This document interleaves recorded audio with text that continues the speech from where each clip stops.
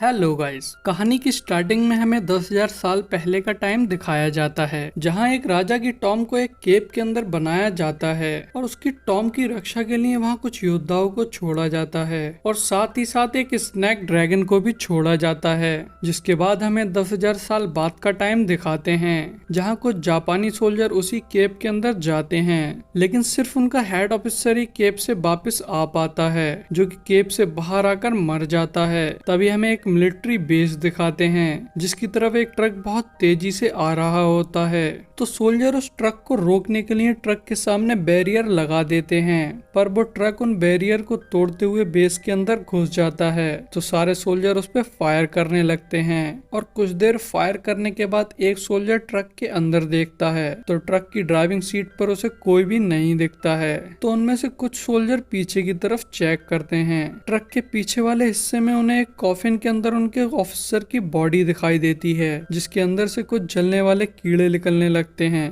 जो कि उन सारे सोल्जर्स के काटने लगते हैं, जिससे वो सोल्जर मर जाते हैं। जिसके बाद हमें दाहू को दिखाते हैं, जो कि एक ताबूत बना रहा होता है। तभी उसकी छोटी बहन चिल्लाती हुई घर से बाहर आती है, जिसे उसकी ग्रैंड माँ मार रही होती है। तो वो अपनी ग्रैंड माँ से पूछता है, आप उसे क्यों मार रही हैं? तो उसकी ग्रैंड माँ कहती है, ये 9 ड्रैगन लॉकेट से खेल रही है। तुम्हें तो पता ही है वो लॉकेट हमारे टॉम के रखवाले होने की निशानी है, ये उससे नहीं खेल सकती। और ये बात हो ही रही होती है, तभी वहाँ पर एक जापानी लेडी ऑफिसर आ जाती है, उन लोगों को बेस पर लेके जाती है, जहाँ कर्नल ग्रैंड माँ की तारीफ ही करता है और उन्हें वो कॉफिन दिखाता है जिसमें उनके ऑफिसर की बॉडी होती है। वैसे तो ग्रैंड माँ जापानियों को पसंद नहीं करती हैं, पर फिर भी वो वहाँ पर एक रिचुअल करने के लिए तैयार हो जाती हैं। और जब वो रिचुअल करती हैं तो उससे वो लोग अचानक से एक बोर्ड पर पहुंच जाते हैं। तो ग्रैंड माँ बताती हैं ये डेड सिटी है। जहाँ वो थोड़ा आगे बढ़ते हैं तो उन्हें एक टॉम दिखती है। तो कर्नल उसे देखकर बहुत खुश हो जाता है, उसे लगता है उसमें खजाना होगा। लेकिन ग्रैंड माँ टॉम को देखकर दाहू और जी को वापस भेज देती हैं और कर्नल से कहती हैं, मैं ये खजाना तुम्हारे हाथ कभी नहीं लगने दूंगी। और फिर ये कहकर अपनी मैजिक से वहाँ एक तूफान ले आती हैं। लेकिन वेस पर एक सेंगजुन नाम का आदमी होता है, जो कि एक चाइनीज होता है, लेकिन वो जापानियों का साथ दे रहा होता है। तो वो कर्नल के ऊपर पानी डालकर उसे उठा लेता है। दरअसल डेथ सिटी में उन लोगों की सिर्फ सोल गई थी, लेकिन उनकी बॉडी यहीं बेस पर होती है। तो ग्रैंड माँ उनकी सोल को वहीं कैद करना चाहती हैं, पर ऐसा नहीं हो पाता है। तो जैसे ही कर्नल होश में आता है, वो अपने सोल्जरों से कहता है, इन सब लोगों को मार दो। तो दाऊ कहता है, मैं तुम्हें ट्रेजर तक ले चलूंगा, पर तुम्हें मेरे लोगों को छोड़ना होगा। तो कर्नल कहता है, तुम्हारी ग्रैंड माँ मेरे लोगों के पास कैद रहेंगी और तुम सारे लोग मेरे साथ चलोगे। जब मुझे ट्रेजर मिल जाएगा उसके बाद तुम सारे लोग यहाँ से जा सकते हो। तभी वो लोग खजाना ढूंढने के लिए चले जाते हैं, जहाँ रास्ते में सेंगजुन दाहू से कहता है, तुम्हें खजाना नहीं मिलेगा। तो दाहू उसके जवाब में उससे सिर्फ गद्दार कहता है। और उस रास्ते पे कुछ दूर और चलने के बाद में जी दाहू से कहती है, मुझे पानी की आवाज आ रही है। और जैसे ही वो थोड़ा और आगे बढ़ते हैं तो देखते हैं वहाँ पे एक नदी सूखी पड़ी होती है। तो जी कहती है, मैंने सच में यहाँ पानी की आवाज सुनी थी। तभी वहाँ पर फिर से उन्हें पानी की आवाज आने लगती है। तो दाहू का दोस्त सुंग आगे आकर कहता है, ये पानी की आवाज कैसे आ रही है? तो जब वो बोल रहा होता है तो अचानक से उसके मुंह से बबल्स निकलने लगते हैं और उसके मुंह में पानी जाने लगता है। और उसके बाद बाकी के लोग बोलने की कोशिश करते हैं तो उनके साथ भी ऐसा ही होता है। और फिर वो लोग ऊपर की तरफ जाने लगते हैं, पर वो पूरी तरह से ऊपर भी नहीं जा पाते हैं। वो लोग उसमें बीच में ही फंस जाते हैं। तो जी अपनी एक मैजिक टॉय को निकालती है और उसमें आग लगा देती है, जिससे वो मैजिक टॉय एक मिसाइल की तरह उड़ने लगता है और नीचे जाकर ब्लास्ट हो जाता है।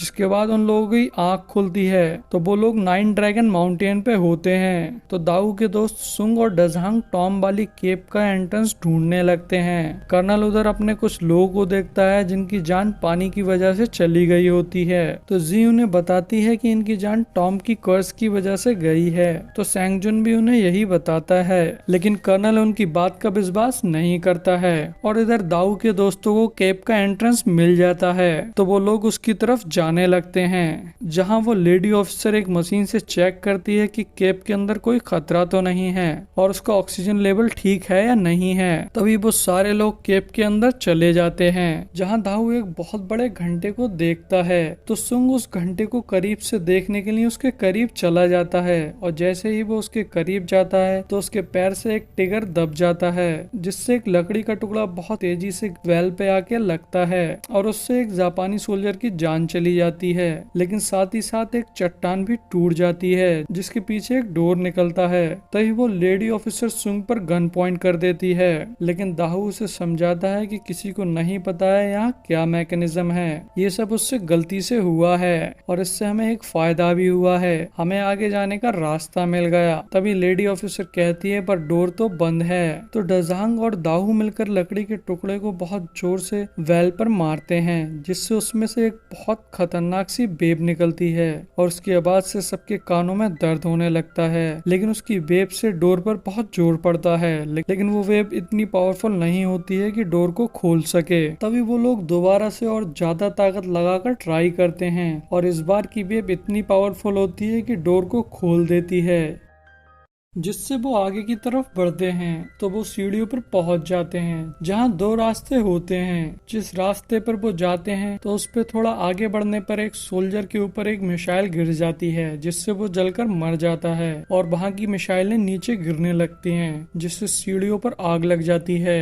और आग उनकी तरफ बढ़ने लगती है। तो वो लोग उस दूसरे रास्ते पर भागने लगते हैं जो कि आगे जाके बंद होता है और जब वो वापस जाने की सोचते हैं तो वहाँ आग आ गई होती है और जो कि उनकी तरफ बढ़ रही होती है। तो जी नोटिस करती है जो दीवार रास्ते को बंद कर रही है वो गिरीश की है और वो ये बात दाऊ को बताती है। तो दाऊ उसमें आग लगा देता है, जिससे वो दीवार सिर्फ आग की रह जाती है, मतलब फायरबॉल बन जाती है। तो पहले दाऊ उस आग के पार जाकर देखता है और जब उसे वहाँ सब ठीक लगता है तो बाकी सबको भी वो वहीं बुला लेता है। बहुत बड़े से रूम में पहुँच जाते हैं जहाँ एक ग्रीन कलर का बड़ा सा स्टोन रखा होता है। तो सुंग और डजान उस स्टोन को जाकर उठा लेते हैं, जिससे वो पूरा रूम हिलने लगता है और जहाँ सुंग और डजांग खड़े होते हैं वहाँ की सरफेस नीचे की तरफ गिर जाती है, जिसमें सुंग डजांग के साथ साथ कर्नल और उसके सोल्जर भी नीचे चले जाते हैं। तभी वहाँ पर दूसरा झटका लगता है जिसमें सैंगजन, जी, लेडी ऑफिसर और दाहू भी गिर जाते हैं। तभी हमें कर्नल को दिखाते हैं जो कि सुंग पे बहुत गुस्सा हो रहा होता है, क्योंकि उसकी बेवकूफी की वजह से वो 2 बार फंस चुके थे और कर्नल के लोगों की जान चली गई थी। अब वो उससे कहता है तुम हमें यहाँ से निकालोगे, नहीं तो मैं तुम्हें मार दूंगा। फिर हमें उन चारों को दिखाते हैं जो कि एक अलग जगह पर गिरते हैं। तो जी उस जगह को देखकर बताती है ये वो जगह है जहाँ पर योद्धाओं ने ये शपथ ली थी कि वो हमेशा टॉम की रक्षा करेंगे। और तभी अचानक से सैंगजन उस लेडी ऑफिसर के पीछे से मारकर उसे बेहोश कर देता है। तो दाऊ उससे कहता है ये तुम क्या कर रहे हो?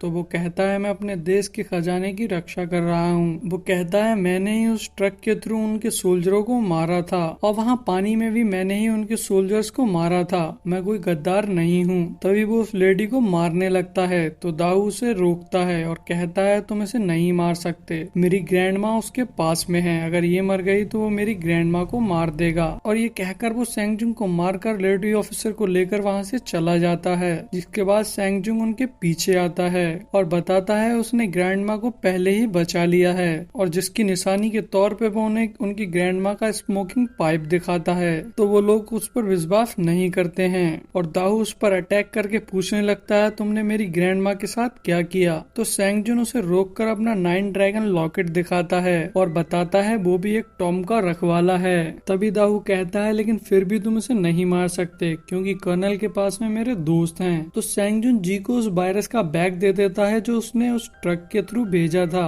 और कहता है जब हम उन लोगों के पास पहुंचे तो उन पे ये वायरस डाल देना। तभी वो लोग लेडी ऑफिसर को लेकर वहाँ से निकल जाते हैं और कुछ दूर चलने के बाद वो सारे लोग एक जगह मिल जाते हैं। तो जी उन पे वो वायरस डाल रही होती है। तभी अचानक से उस लेडी ऑफिसर की आँख खुल जाती है और वो जी को रोक लेती है। दरअसल वो बेहोश नहीं होती है और तभी कर्नल जी पे गन पॉइंट कर देता है और उस पे फायर करने लगता है। तो सैंगजुन सामने आ जाता है और जी को बचा लेता है। तभी उन सारे लोगों में फाइट होने लगती है। तो लेडी ऑफिसर एक चाकू लेकर डजांग के मार देती है, जिससे दाऊ को बहुत गुस्सा आ जाता है। वो सारे सोल्जर को मारने लगता है। तभी डजांग उस लेडी ऑफिसर के लात मारकर उसे दूर फेंक देता है, जिसे देखकर कर्नल को गुस्सा आ जाता है। तो वो डजांग के गोली मार देता है, जिसके बाद डजांग दाऊ और उन दोनों को वहाँ से भागने को कहता है। तो वो लोग वहाँ से नहीं जाना चाहते हैं पर डजांग फिर भी उन्हें वहाँ से भेज देता है और अपने आप को सेक्रीफाइस कर लेता है। कर्नल और उसके लोग सुंग को पकड़ लेते हैं तो लेडी ऑफिसर उसे मार रही होती है, पर कर्नल उसे रोक देता है, कहता है ये आगे हमारे काम में आएगा। जिसके बाद वो दाहू के पीछे चले जाते हैं। इधर दाहू सैंगजुन और जी को एक टॉम में छिपाकर वहाँ से चला जाता है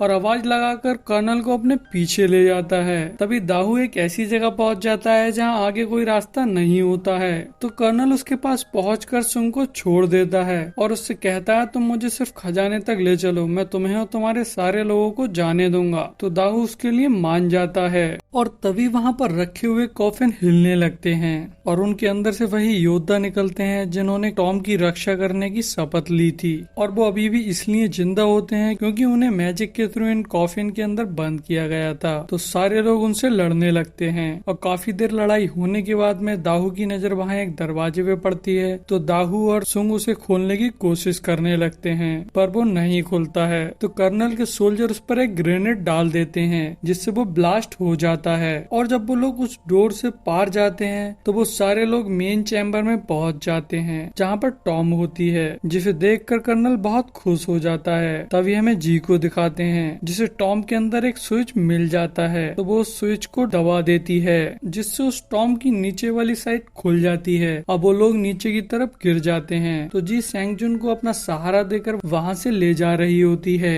तभी उसका हाथ एक दीवार पे रख जाता है जो कि फ्लेक्सिबल होती है, तो जी सैंगजुन को बताती है कि ये दीवार फ्लेक्सिबल है, लेकिन जब वो लोग उसको पूरी तरह से देखते हैं तो उन्हें पता चलता है ये कोई दीवार नहीं है, ये वही ड्रैगन स्नैक है जो कि जी और सैंगजुन पे हमला करने के लिए आगे बढ़ता है। लेकिन तभी हमें दाऊ को दिखाते हैं जो कि सोल्जर्स को मारकर लेडी ऑफिसर पर गन पॉइंट कर लेता है, जिससे कर्नल दिक्कत में आ जाता है। तो लेडी ऑफिसर अपने आप को सैक्रिफाइस कर देती है और अपने साथ साथ दाहू को भी लेकर नीचे कूद जाती है, पर दाहू का हाथ सुंग पकड़ लेता है। तो कर्नल और उसके सोल्जर उन पे फायर करने लगते हैं जिसमें सुंग के हाथ में एक गोली लग जाती है, और तभी हमें फिर से जी को दिखाते हैं जिसपे स्नेक हमला कर रहा होता है, लेकिन डाइन ड्रैगन लॉकेट को देखकर वो रुक जाता है और ऊपर की तरफ चला जाता है। और उधर कर्नल और उसके सोल्जर सुंग और दाहू पे फायर कर रहे होते हैं, पर तभी वहाँ पर स्नेक आ जाता है और साथ ही साथ जी और सैंग जुन भी आ जाते हैं। तो कर्नल और उसके सारे लोग स्नेक पर फायर करने लगते हैं, तो सैंग जुन और जी दाहू को ऊपर खींच लेते हैं, लेकिन सुंग के कई गोलियां लग गई होती हैं इसलिए वो वहीं मर जाता है। जिसके बाद दाहू को बहुत गुस्सा आता है तो वो कर्नल से लड़ने लगता है, तो कर्नल अपनी तलवार से दाहू के कंधे पर एक कट मार देता है, जिसके बाद सुंगजुंग भी कर्नल पर हमला करता है, तो कर्नल उसे भी दूर फेंक देता है और उसे मारने के लिए आगे बढ़ रहा होता है। लेकिन तभी स्नेक कर्नल के पीछे आ जाता है और उस पर हमला कर देता है, जिससे कर्नल बच जाता है। और फिर स्नेक दाहू पे हमला करने लगता है